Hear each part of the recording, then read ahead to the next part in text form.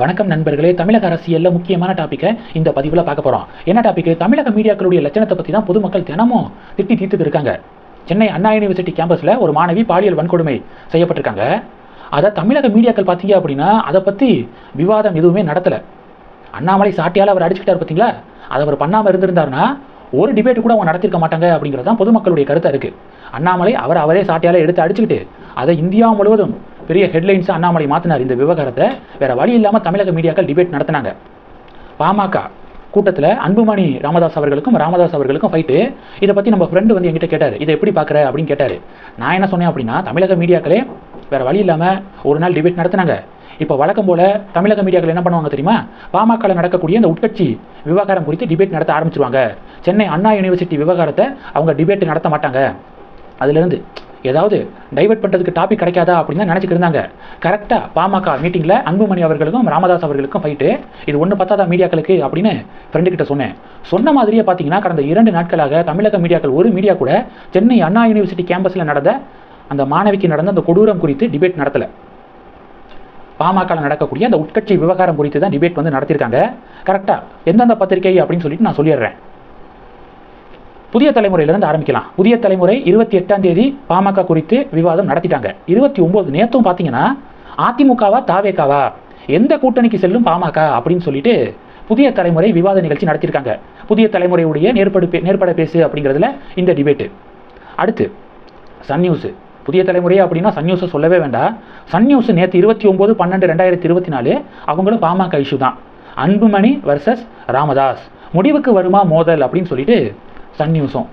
அடுத்து நியூஸ் 7 பார்த்தீங்கன்னா பாஜக எதிர்ப்பில் சங்கமமாகி விட்டனவா திராவிட தமிழ் தேசிய பொது உடைமை இயக்கங்கள் அப்படின்னு சொல்லிட்டு ஒரு டிபேட் நடத்தியிருக்காங்க. மற்ற 2 பேராவது புதிய தலைமுறை சன் நியூஸாவது பார்த்தீங்கன்னா கரண்டில் இருக்கக்கூடிய இஷ்யூ பாமகவில் ஒரு உட்கட்சி இஷ்யூ போய்க்கு இருக்கு அப்படின்னு சொல்லிட்டு அதை எடுத்து அவங்க டிபேட் நடத்தினாங்க. News 7 out of the box அப்படிங்கிற மாதிரி பாஜக எதிர்ப்பில் சங்கமமாகி விட்டனவா திராவிட தமிழ் தேசிய பொது உடைமை இயக்கங்கள். டிபேட் நடத்திக்கோங்க, அதுக்கு நேரம் காலம்லாம் இல்லையா? எந்த நேரத்தில் எதை நடத்தணும், எது மக்களுக்கு பயனுள்ளதாக இருக்கும் அப்படிங்கிறதெல்லாம் இல்லாமல் டைவர்ட் பண்ணிடணும் எப்படியாவது அப்படிங்கிறது தான் மீடியாக்களுடைய ஒரே நோக்கமாக இருக்குது அப்படிங்கிறது பொதுமக்களுடைய கருத்து. அடுத்து நியூஸ் 18. அடுத்தது நியூஸ் 18.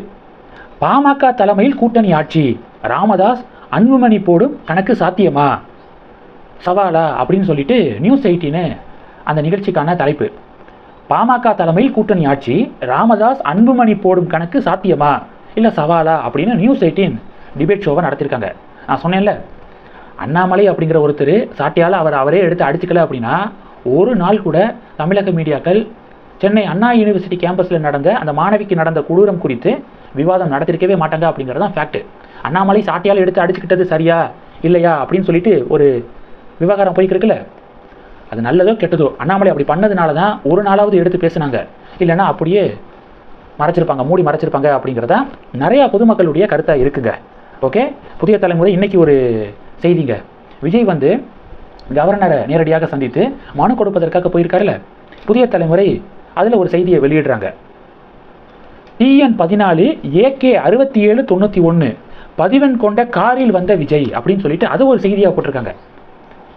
AK அப்படிங்கிறத ரொம்ப பெருசுப்படுத்தி காமிச்சிருக்காங்க. அஜித்குமாரை AK அப்படின்னு தானே சொல்லுவோம். இதெல்லாம் ஒரு செய்தியா? என்ன நடந்துக்கிருக்கு நாட்டில், எவ்வளவு இஷ்யூ போய்க்கிருக்கு, அதை பற்றியெல்லாம் விவாதம் நடத்தாமல் பொங்கலுக்கு 1000 ரூபாய் பணம் வந்து இந்த வாட்டி கொடுக்கல. ஏன் கொடுக்கல? நிதி நிலைமை மோசமாக இருக்குது அப்படின்னு சொல்லிட்டு அமைச்சர் சொல்கிறாரு.